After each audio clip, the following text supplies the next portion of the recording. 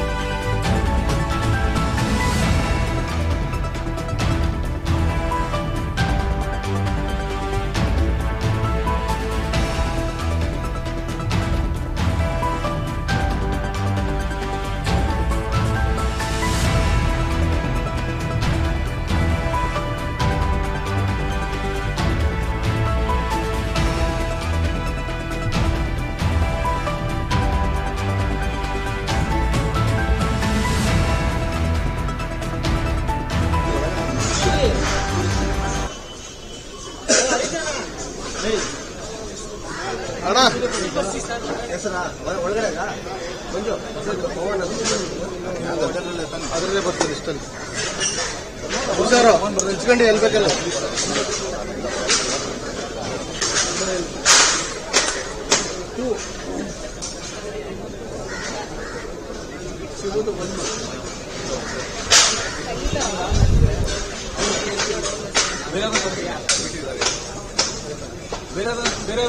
ಇಲ್ಲ ಇಲ್ಲ ಅಷ್ಟೇ ಕೋಣ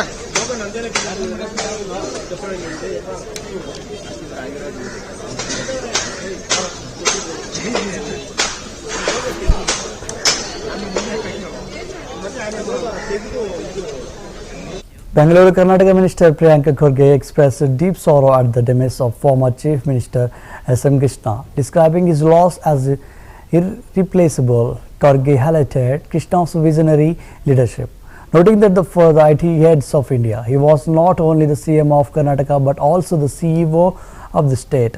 He praised Krishna's progressive thinking and emphasized the significant impact he had on both the people of Karnataka and India. LCD S.M. Krishna ಸಾಹೇಬ್ರ ನಿಧನದಿಂದ ನಾವು ಬರೀ ರಾಜಕೀಯ ವಲಯದಲ್ಲಿ ಅಷ್ಟೇ ಅಲ್ಲ, ಇಡೀ ನಮ್ಮ ದೇಶಕ್ಕೆ ನಾವು ಒಂದು ದೊಡ್ಡ ಆಸ್ತಿಯನ್ನು ನಾವು ಕಳ್ಕೊಂಡಂಗಾಗಿದೆ. ಬಹುಶಃ ಭಾಳ ಅಪರೂಪದ ರಾಜಕಾರಣಿ. ನೀವು ಕರ್ನಾಟಕದಲ್ಲಿ ಕೇಳಿದ್ರೂ ಕೂಡ ಅಥವಾ ದಿಲ್ಲಿನಲ್ಲಿ ಕೇಳಿದ್ರೂ ಕೂಡ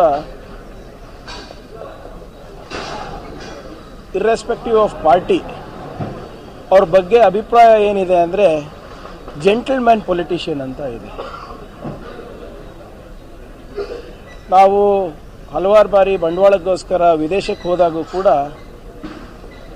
ಅವರು ನಡ್ಕೊಳ್ಳುವ ರೀತಿ, ಅವ್ರು ಯಾವ ರೀತಿ ವಿದೇಶಾಂಗ ಸಚಿವರಾಗಿ ಮಿನಿಸ್ಟರ್ ಆಫ್ ಎಕ್ಸ್ಟರ್ನಲ್ ಅಫೇರ್ಸ್ ಆಗಿ ಅವ್ರು ಕೆಲಸ ಮಾಡಿದರು, ಈಗಲೂ ಕೂಡ ಸಾಕಷ್ಟು ಜನ ನಮ್ಮ ಇಂಡಿಯನ್ ಅಂಬಾಸಿಡರ್ಸ್ ಇರ್ಬೋದು, ಫಾರಿನ್ ಅಂಬಾಸಿಡರ್ಸ್ ಇರ್ಬೋದು, ನನ್ನ ಜೊತೆ ವೈಯಕ್ತಿಕವಾಗಿ ಹೇಳಿದರು ಅವ್ರು ಯಾವ ರೀತಿ ನಡ್ಕೊಳ್ತಾ ಇದ್ರು ಅಂತ, ಮತ್ತು ಯಾವ ರೀತಿ ಭಾಳ ಹೆಮ್ಮೆಯಿಂದ ದೇಶದ ಬಗ್ಗೆ ಅವರು ಮಾತನಾಡ್ತಾಯಿದ್ರು ವಿದೇಶದಲ್ಲಿ ಅಂತ. ಮತ್ತು ವಿಶೇಷವಾಗಿ ಅವರ ಕೊಡುಗೆ ಕರ್ನಾಟಕಕ್ಕೆ ಮತ್ತು ಬೆಂಗಳೂರಿಗೆ ಅಪಾರವಾದದ್ದು. ನನಗೂ ಈಗಲೂ ಕೂಡ ನೆನಪಿದೆ, ನಾನು ಮೊದಲನೇ ಬಾರಿ IT ಸಚಿವನಾದಾಗ ಆಕಸ್ಮಿಕವಾಗಿ ಸಾಹೇಬರು ಭೇಟಿಯಾಗಿದ್ರು. ಭೇಟಿಯಾದಾಗ ನನಗೆ ಬೆಂಚ್ ಅಪ್ಪರಿಸಿ ನನಗೆ ಈಗಲೂ ಮಾತು ನೆನಪಿದೆ. ಅವ್ರು ಹೇಳಿದ್ರು, you are the custodian of India's jewel that is Bengaluru. ಇದರಿಂದ ಸಾಕಷ್ಟು ಬಂಡವಾಳನೂ ಆಗುತ್ತೆ, ಉದ್ಯೋಗನೂ ಸೃಷ್ಟಿಯಾಗುತ್ತೆ. ಜನರಿಗೆ ಬೆಂಗಳೂರು ನಗರದ ಮತ್ತು ಕರ್ನಾಟಕದ ಪೊಟೆನ್ಷಿಯಲ್ ಏನಿದೆ ಅದನ್ನು ಅರ್ಥಕೊಂಡಿಲ್ಲ ಜನರು. ಈಗ ಅದರ ರಾಯಭಾರಿ ನೀನಾಗಿದೆಯಾ, ಸರಿಯಾಗಿ ನಡ್ಸ್ಕೊಂಡು ಹೋಗುವಂಥ ಕಿವಿ ಮಾತು ಹೇಳ್ತಾ ಇದ್ರು. ಅವರು ಹಾಕಿದಂಥ ಒಂದು ಅಡಿಪಾಯ ಏನಿದೆ, ಇವತ್ತು ನಾವು ವಿಶ್ವದ ಅತ್ಯಂತ 4ನೇ ದೊಡ್ಡ IT ಕ್ಲಸ್ಟರ್ ಆಗಿ ನಾವು ಹೊರಹೊಮ್ಮಿದ್ದೇವೆ. ಲಕ್ಷಾಂತರ ಜನರ ಬದುಕಿಗೆ ದಾರಿದೀಪ ಇವತ್ತು ಅಂದಿನ